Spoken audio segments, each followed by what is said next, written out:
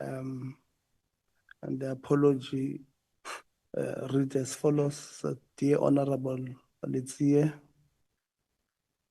apology on Portfolio Committee meeting scheduled for 16 and 18 July 2025. And I'm quoting everything, you know. Says, I acknowledge your invitation to the Portfolio Committee meetings on higher education. I regrettably will not be able to attend the meetings mentioned above due to the following reasons. On 16 July 2025, which was on Wednesday, I will be presenting before the ESIEID Cabinet Committee on progress made so far in resolving NSFAS challenges, and later travel to Eastern Cape Province, where from 17 to 18 July 2025, I will be attending the SAFETA GBVF awareness campaign and college SRC induction respectively. Allow me to tender my apology to you and the entire committee in this regard. Duly signed by the minister. On the same evening, I responded to the minister, because if you read her letter there, it indicates that on Friday, today, she will be attending SRC inductions. So I wrote to her on the same day, in the early evening, late afternoon. I said, Dear Dr. Nkabane MP, response to your apologies for the Portfolio Committee meetings on 16 and 18 July 2025. One, I acknowledge receipt of your letter dated 15 July 2025, responding to the invitation of the committee and the Portfolio Committee scheduled for 16 and 18 July 2025. I accept the apology for the meeting of the 16th July due to your cabinet responsibilities and the importance of the subject for discussion. However, the apology for the meeting on 18 July 2025 is hereby not acceptable owing to the importance of the meeting. Whilst I acknowledge the importance of TVET colleges and an induction of governance structures, such as the SRC, the meeting of the Portfolio Committee dealing with the follow-up deliberation in respect to the independent panel for the selection and recommendation of the CITES Accounting Authority Chairperson is a priority. The reconvening of this meeting forms part of the committee's resolution taken at the meeting held on 18 June 2025. The committee has also requested for a special permission from the House Chairperson of Committees to be allowed to convene this meeting outside of its Wednesday meeting slot, so that it does not clash with the Minister's cabinet responsibilities. Section 92, subsection 2 of the Constitution mandates that members of the cabinet are accountable both collectively and individually to Parliament for their action. Thus, your presence in this meeting on Friday is critical for the committee to fulfill its constitutional oversight mandate. And in conclusion, I request that you kindly reconsider your decision not to attend the meeting of the 18th of July based on the matters raised above. It is not my intention to seek other alternative means within the legislative framework to compel you to come to the meeting. Yours sincerely. I sent the letter on Tuesday the 15th, literally just indicating to the minister that this meeting is very important and we expect her to attend. And then yesterday afternoon, the 17th, we received an apology from the minister for this meeting. I'm trying to open it for you so that I can read it for you. I don't want to misquote. I hope you've been listening, members, no?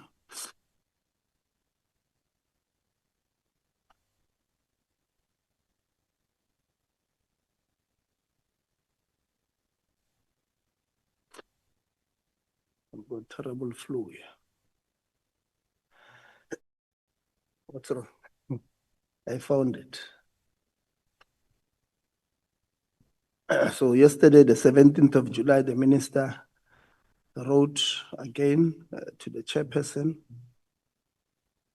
says, "Dear Honorable Chairperson, request for reconsideration of appearance before the Portfolio Committee on 18 July 2025.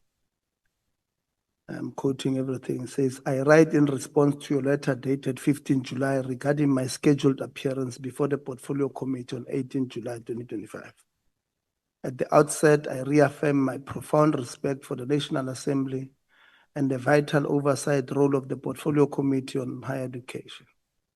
I'm acutely mindful of my constitutional duties as a cabinet minister under Section 92, subsection 2 of the Constitution, and remain fully committed to the principles of transparency and accountability to Parliament. However, I respectfully appeal for the committee's reconsideration of my request for a rescheduling of the session. I'm required to attend a stakeholder engagement focused on gender-based violence prevention and awareness and leadership capacity development within the higher education and training sector /TVETs, a program that was reallocated to this date following the non-authorization of the Minister of Higher Education and Training state visit to the People's Republic of China. This GBV engagement involving student leaders, institutions, civil society organizations, and the department addresses one of the most serious and systemic challenges affecting our post-school institution, especially young women. As a minister, I've made the prevention of GBV a strategic and moral priority within the post-school education and training sector, consistent with government's broader commitment. I acknowledge and do not diminish the importance of the committee's follow-up deliberations concerning the appointment process of City Accounting Authority chairpersons. I remain ready to appear, to clarify, and fully account on this matter. However, I respectfully request the committee to reconsider rescheduling the session to a mutually agreeable date in the following week, preferably 22 or 23 July 2025, taking cabinet commitments into account. This will enable me to participate meaningfully in both engagement without compromising either constitutional or stakeholders' obligation. Alternatively, I'm willing to make myself available for a virtual appearance after 5 or 1700 hours on either the 18th, which is today, or the 19th, tomorrow, should this assist the committee in maintaining its program whilst accommodating this critical GBV event. This request is made in good faith and not as an act of avoidance. Should the committee feel compelled to explore the use of other mechanisms such as subpoena, I must respectfully note that the public expenditure already committed towards the GBV program will regrettably be rendered wasteful, an outcome I believe we all seek to avoid. Chairperson, I remain at the committee's full disposal to agree on revised date or format for my appearance. And I recommit to corporate governance, sectoral accountability, and service to our people. Thank you for your consideration and continued leadership. Yours faithfully, signed by the Minister of Higher Education and Training. So this is the background, members, that I wanted to, let's put our hands down.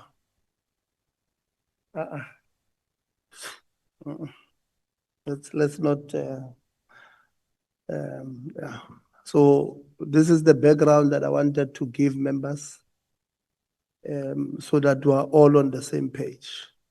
And then this morning, I received an email from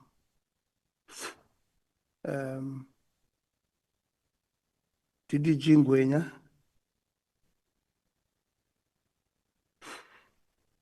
who wrote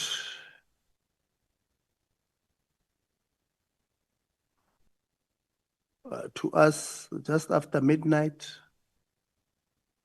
You remember that DDG Ngwena had written to us.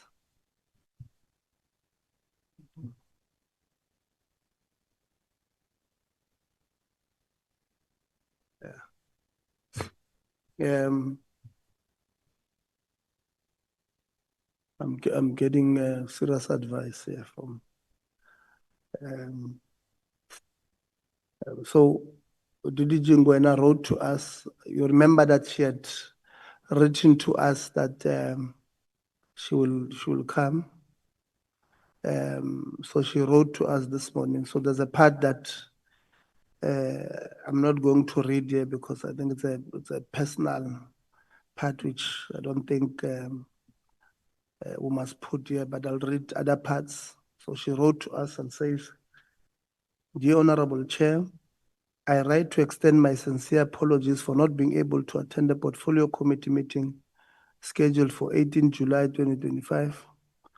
Please be assured that this apology is not in any way intended to convey disrespect or defiance towards the authority of Honorable Chairperson or Honorable members of the committee. My travel to Cape Town was approved in anticipation of attending the PC scheduled for 16 and 18 respectively. I traveled on Tuesday, 15 July, as per the approved itinerary, which is attached for your reference." So this one I'm going to skip because it speaks about personal things.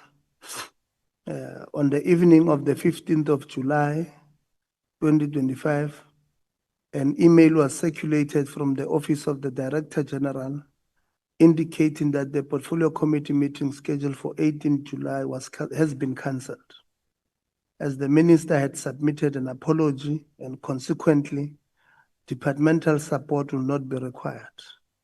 I subsequently sought clarification regarding our attendance, particularly for those of us who had received direct invitations from the Honorable Chairperson. However, no clear directive was issued from the Office of the Director General. A follow-up email later advised that we should remain on standby as the committee had requested the Honorable Minister to reconsider her apology. We are informed that a final decision will be communicated in due course. In compliance with this instruction, I remained in Cape Town on standby throughout 16 July 2025. By 11:30 on 17 July 2025, no further communication had been received from the DG's office. Considering the financial implication, I sought permission from the Acting Director General to cancel my continued stay in Cape Town and return to Pretoria. This request was approved by the Acting Chief Financial Officer, and I subsequently rebooked on an afternoon flight, a return flight to OR Tambo International Airport. Unfortunately, official communication confirming the continuation of the Portfolio Committee meeting was only received while I was already mid-air en route to Johannesburg and was only able to see it upon landing. At that point, it was no longer feasible to return to Cape Town on the same day. This situation was further compounded by a personal arrangement made earlier in the day regarding my personal issue. So that's what he said. I apologize profusely and sincerely regret any inconvenience this may have caused. Your kind consideration of the above is greatly appreciated. So those would have been that would have been the background that I wanted to give. A few things that I want you to highlight as I'm going to give you to come speak. One would be to note that there would have been a letter from within the department coming from the Office of the Director General informing those in the department that our meeting has been cancelled, which we've never cancelled any meeting. very disturbing. Number two is that one of the panelists, Asisipe Solane, even after being reminded, has decided to blue tick us, has never said anything, no apology, no confirmation, nothing. Number three, the minister is requesting that she can make herself available between 22 and 23 won't work because 23 were voting for appropriations. So, so the minister is making herself available for the 22nd of July, which is next week Tuesday. I like I said, I got the email late yesterday. I've not responded to it. Because it was late yesterday, I decided I'll table it here for consideration. So members must help us get to a reasonable conclusion on the matter, so that when we communicate something that is reasonable. So those are the three issues I'm tabling before you. So one is that I had accepted the apology of the chief of staff because she had attached a medical certificate, and the medical certificate had indicated that she's been booked off sick until today. So these are the issues that when I note you, I want you to help us to conclude on what do we do, the way forward on each of them. One is the apology of Dr. Ngwenya or DDG Ngwenya, Ms. Rulane Ngwenya, indicates that the office of the Director General had communicated that our meeting has been postponed. We've never communicated such. What do we do there? One, when you speak, I want you to speak on those few things, and then we'll get into the number two. Asisipe Solane blue ticked. Yeah, you know this thing of Bluetooth, ne? No, you see this thing of Bluetooth. I was transferring somebody something with Bluetooth, so they stuck with me. Blue ticked us. What do we do there? And then the request of the minister. What do we do with the request of the minister? So, okay, I'll write here. So when you speak, I want you to concentrate on these ones. 1, 2, 3, 4, 5, 6, 7, 8, 9. So these are only three issues that we are going to speak on. So I'm going to time you to maximum 4 minutes to speak on these three issues.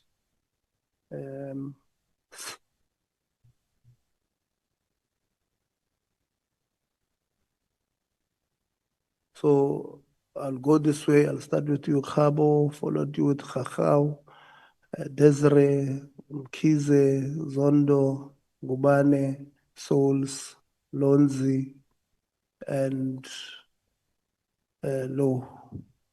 Where's Younger? Oh, Younger is there. Younger, Low and Younger. Ungathi angikuboni futhi yabo. Yeah, uyehlise lento leyo uyibeke.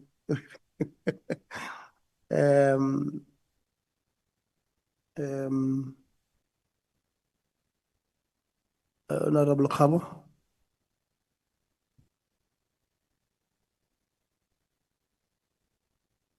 No, thank you very much, Chair. I'm not sure if you are able to protect me from the sound that is coming from the back, Chair.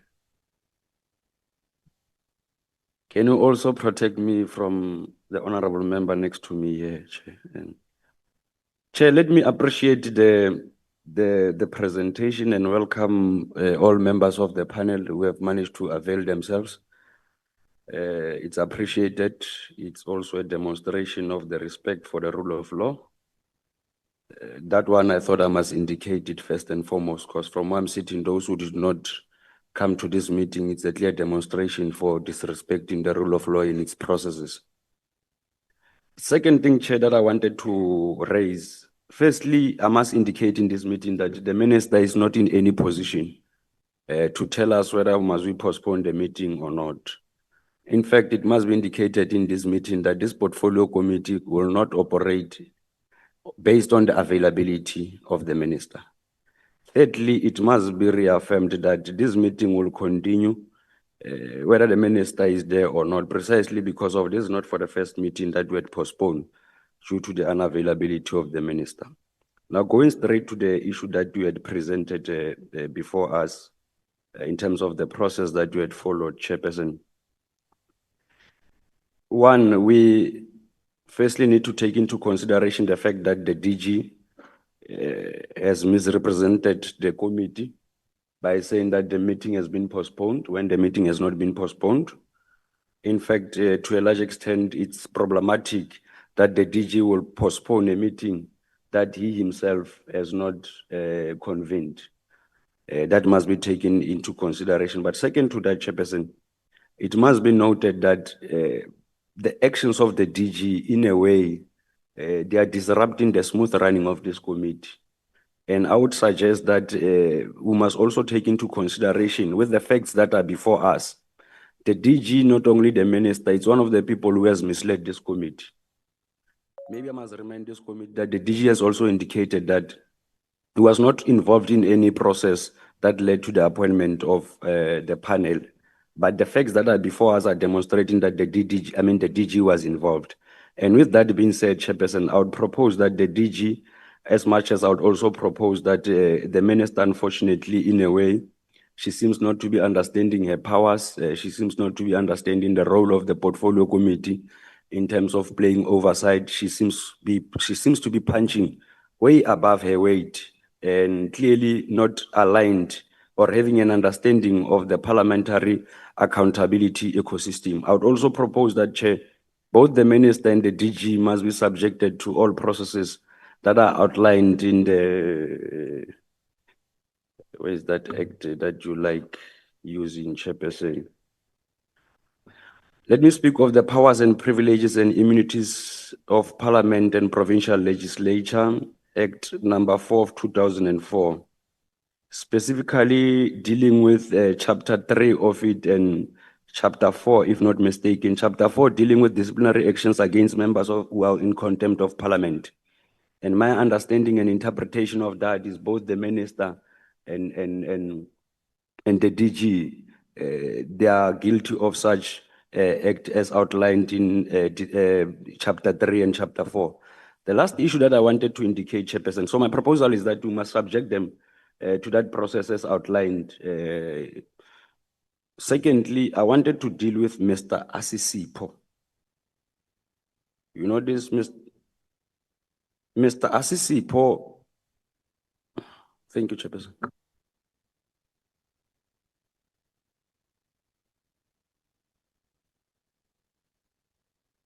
Rafa? Kyaleboha, Chairperson, three things. One, Minister Nkabane, or that which is problematic. You don't need to read hard as to what's going on here. It is very clear to see. My understanding is that TVET colleges are the delegation of D.M. Manamela, unless things have changed. But if TVET colleges are a delegated function of one of Minister Nkabane's deputy ministers, there's absolutely no reason why the minister must be in the Eastern Cape herself. The same, because right now, 2 deputy ministers are sitting here who do not have any constitutional authority to appoint CETA board chairpersons, let alone convene a panel to advise them on that appointment. Essentially, we're sitting with 2 deputy ministers here who are not responsible for nothing, essentially unable to tell us anything that we need, because the person who's going to be able to tell us and who must be able to tell us what's going on is Minister Ngabane. And her being evasive in this process is not only a spit in our faces, because it's a waste of our time, but it's also a spit in the faces of the people of this country who depend on a ministry that's going to function properly, with a minister who understands their role as far as integrity is concerned and as far as conducting the affairs of ministry honestly. She is blatantly and clearly evading accountability here, and we see this. So that must be recorded, that this is something that is not acceptable. And if a minister who, according to the ethical code of conduct of members of the executive, can decide on which day she wants to come and account on which day she wants, then not only must the deputy president deal with him, but it maintains the point of why President Ramaphosa must fire Nobuhle Ngabane. That point must just remain clear there. But another thing here is important. As far as the letter that DGC she sent, the letter that was sent by the Director General, I'm sure that Mabuza Ngubane would have also received it. But he's here. So I'm struggling unless there's something I don't understand. If a DG sends a letter that goes to the entire department canceling a meeting, and one of the staffers decides to follow the letter, then maybe Ntate Ngubane must now tell us how he is here and how Rulani Ngwenya is not here. And also, I don't take kindly to that letter either, because the people who invited her to this meeting are not her department. She wasn't coming here to account on departmental business, as is usually the agenda item that says the department must come and therefore this is the delegation. She was invited here on the basis of Minister Ngabane saying she sat on the panel. So the people that she was supposed to consult about whether the meeting is taking place or not is yourself and Anele Kabingez, and not Director Sish. So I'm not buying that at all. It doesn't smell right. It smells very fraught. And I think it's something that we must be able to interrogate its absolute truth.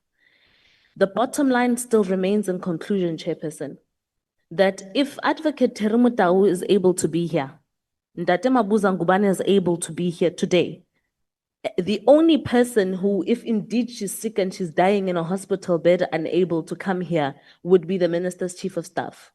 But nobody else has an excuse to not come. But even the minister's chief of staff not appearing looks shady, because you can't have your minister, her chief of staff, and her advisor, all 3 unavailable to come and account for a web of lies that were concocted in that office.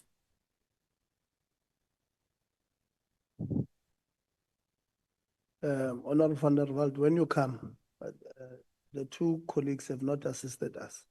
I said to you, let's leave political statements on help us. I've asked 3 questions. How do we move? What Can we call order, Chair?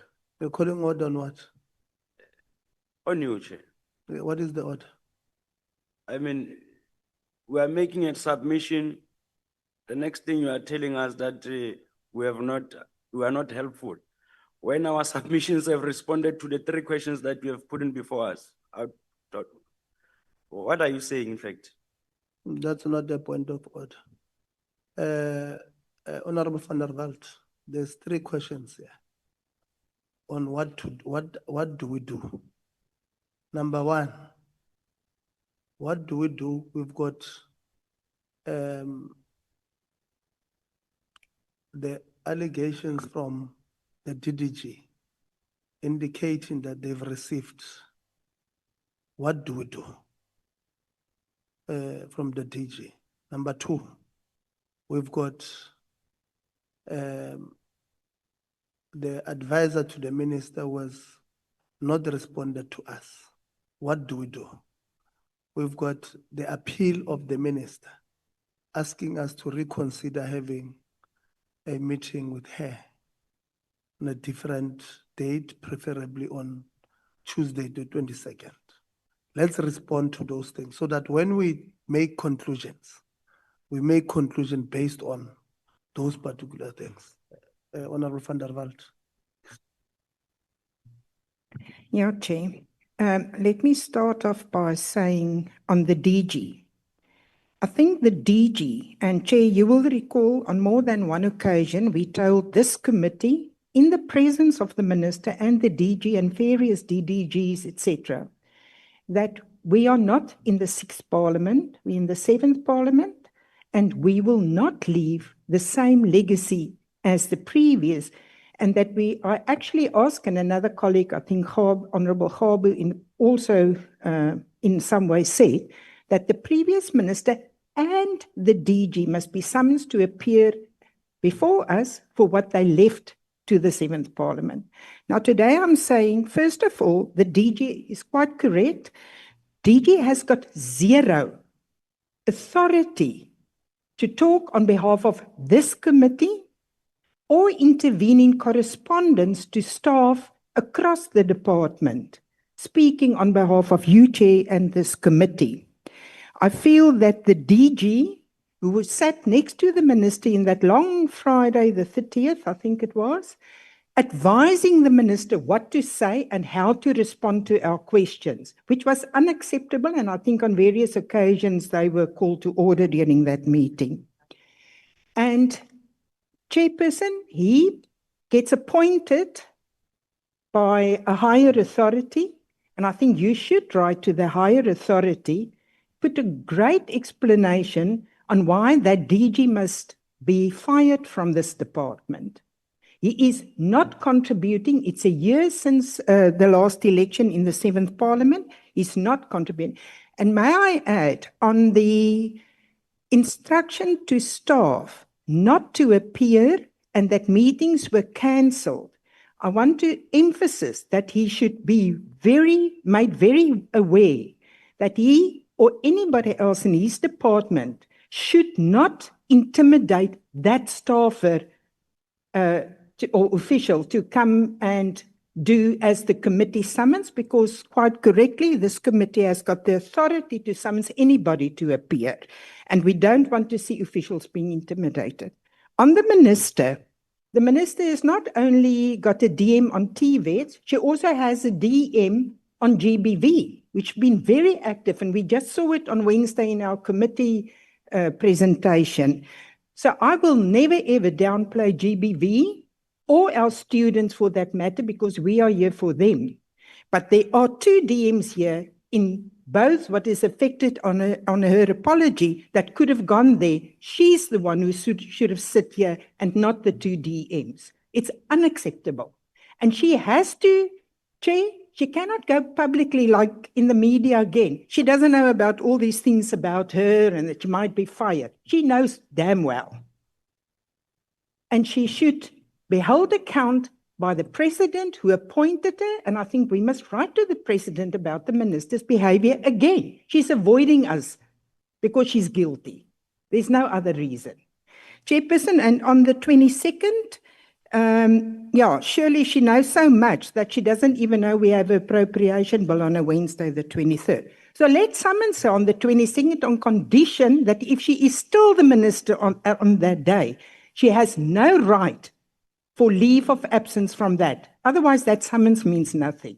She will just have another excuse because she became like a PhD in how to write apologies on the last minute. It's not acceptable at all. And with that, I hope I help you by saying summons her on condition. And I think that summons must go further than just her office. And the DG must come with her, not other officials who I must echo what colleagues have said. Thank you to those who did pitch. But if there's intimidation by the DG and others in this department, we'll get to them too. Thank you, Chair.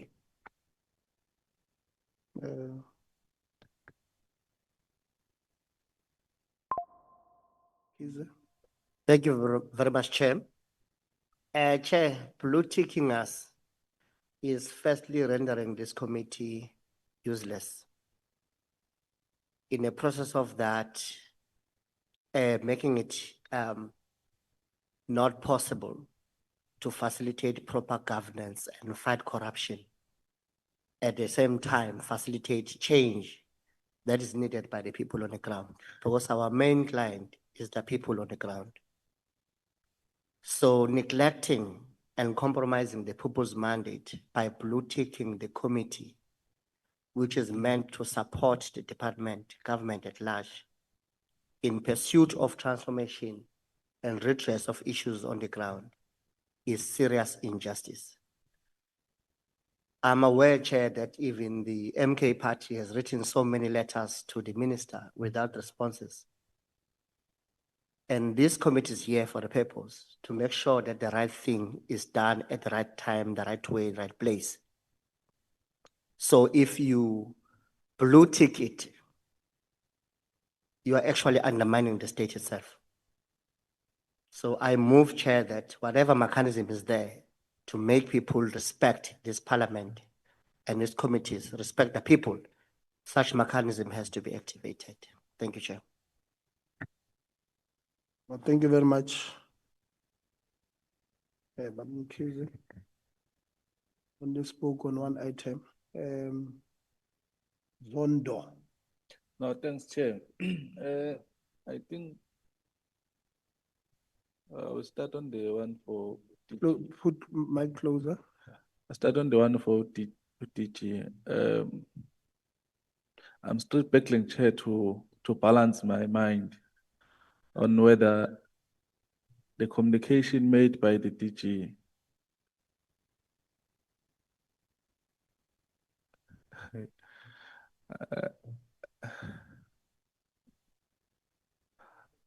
the communication made by the DG was officially so or something. Why I'm saying so? It's because we called someone straight, not via the department. And he get a notification to say there's no meeting now from the DG, whereas he was not invited by the DG.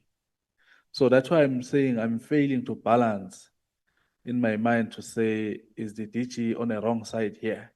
We'll look at that part that touches the DG. But in terms of the DG communicating that the meeting is not sitting, I think the recipient of that communication is the one who got a problem, because we are supposed to check with you, Chair, or Anele, you know. So on that one, I think the person who's playing with us here is the one who was receiving this communication. Okay. The issue of the minister, I will second Honorable to say, let's give it Tuesday. Why so? It's because it will be the last date that we are giving her as the committee.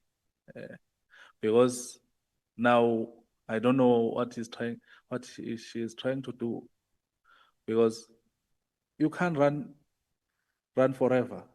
In fact, lies have short legs. That's why now we're here. And for me, Chair, I don't see, unless we'll say if we are continuing with this meeting, we are saying that we are holding a first half, then it's gonna be a second half, because that will be it. Because we want all of them, so that we'll deal with this matter once and for all. You know, so I'm begging to say, if we are continuing with this meeting, we are saying we have a first half with not a complete team, because even the panel is not all here. It's another case that the minister decided not to come. So on the issue of the minister, I think let's give it Tuesday as a final day. If she fails to appear before the committee, then I don't know what is the next step, Chair, from us before the president. We'll take that route to say we are done. If he decide to keep the minister as the minister, she will account to the president alone, because she can't account to us. He proved that beyond reasonable doubt that she doesn't respect this committee. I don't know if you have to come and give us all a high five here to say that I don't respect you, but he done it. I think I've covered your 3 points. Which one is left? Oh, the one that is Bluetoothing you, Chair. No, I think, Chair, we need to set the tone, Chair. Whoever, what do you call this thing? So to take us for granted, we need to take legal actions, very serious. For everybody who, when they look in this committee or any other committees of parliament, people must respect committees of parliament. So we must take strong legal action against that person. Thank you, Chair.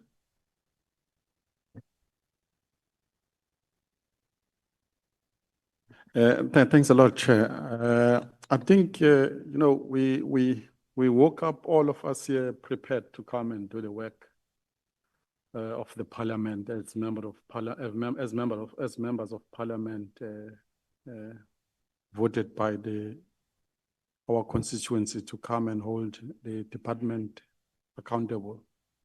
So it's disappointing to be at this stage, Chair. So I think we're at a state where the Department of Higher Education has never, ever been first of its kind. So no one has seen this nonsense that is happening today. 2, and then the chief of staff and the advisor to the minister is clear that the minister is pulling the string on whether what they must answer, the blue ticking and all those stuff. So we need to go a legal route of getting our answer on those ones, because it's clear. Remember, they're reporting to the minister. It means it's minister who told them that go there, don't go there, or do whatever you want to do. So we need to go to the legal route. The DG part, it means he's now trying as well to comply to the boss by dictating and disrupting the meeting that is called by the committee. My worry, Chair, is on Rulane, because you can see now within the department there is a bully. Now the staff will start to be bullied and threatened, and their jobs will be at risk because there is someone who's decided to be the boss of everyone. So there is that problem. I don't know how we're gonna continue, Chair, with one DDG here and one member who advocate Motau here, when the other members are not here. We will be interrogating a half-baked cake. So, because we've read all of their letters, it's clear. So for me to continue, I don't know. The committee must decide whether we continue or not, because it's clear there's a defiance. So which means we must go a legal route on fighting against that. And now we're at the mercy of the president to help us to the person who is reporting to him. So those are the major contribution, Chair. For the blue ticking one and the one that didn't come, we must go the legal route. We, as a portfolio committee, we want to start to look at protecting the staff under the DDG. There is that thing that's going to happen now, because it's clear others know the real responsibility of the portfolio committee, that we are bound by law to subpoena everyone, doesn't matter. And they are here because they respect, they've been serving this committee for years. They know what it means to be subpoenaed by the committee, that you must be here. So I think that's what we need to do, Chair, in that nutshell. That's my contribution. Thanks. Chairperson, Marcus Aurelius, a Stoic philosopher, he says, the person who clings to falsehoods or refuses to acknowledge error suffers more in the long run than the one who is willing to learn and grow. The blue ticking, the DG's actions Those are just distractions. Our goal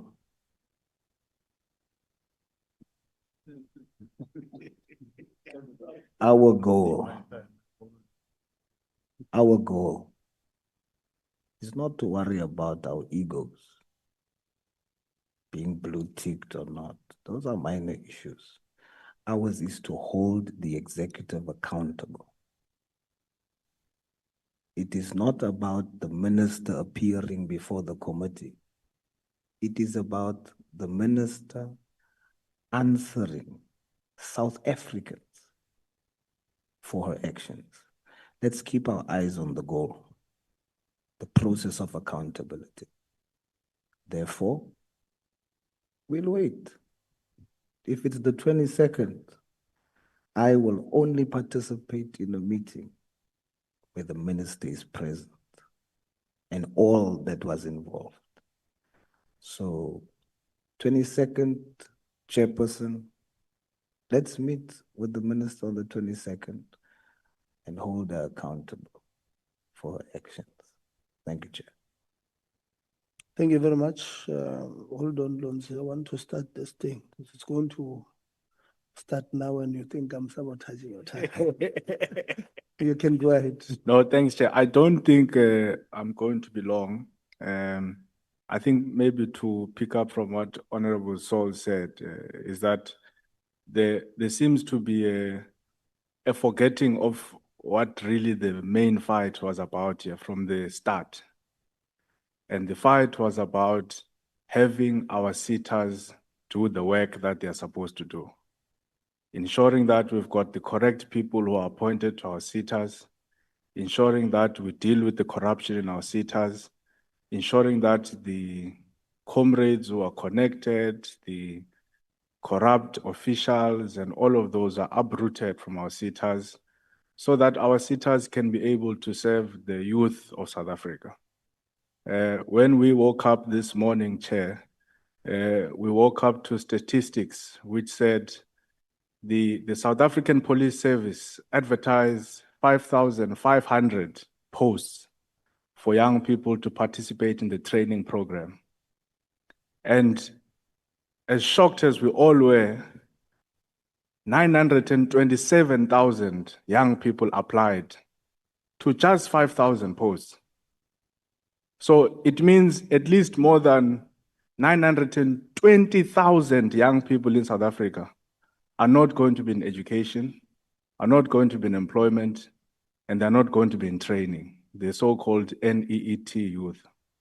Now, that is the gap that the sitters is supposed to fill, because the billions and the millions that our government invests, the budgets that were being debated and are going to be voted on, those monies are supposed to be used to upskill our youth, to train our youth, and to ensure that they are placed in the necessary firms. I mean, we know the corruption that happens.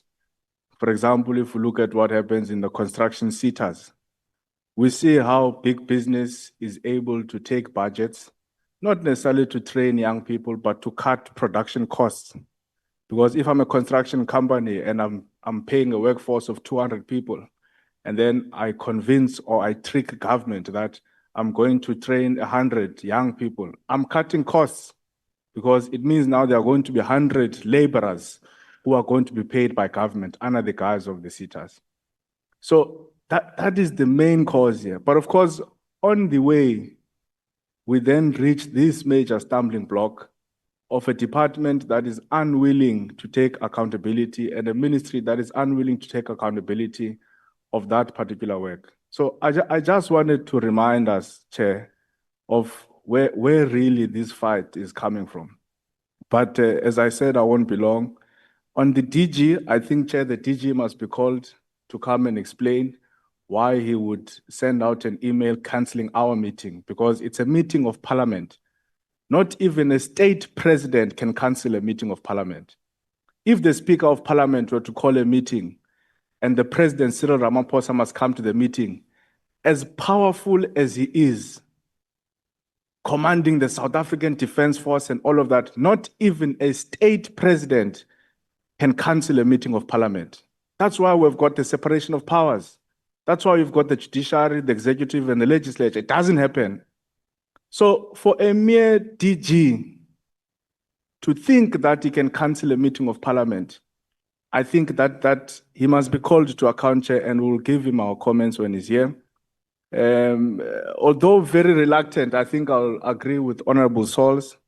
The 22nd of July is next week, Tuesday. So it's just, if we don't count the weekend, it's just one business day. And then I think let's, if members agree, let's push our meeting to the 22nd so that the minister can be present. Thank you, Chair.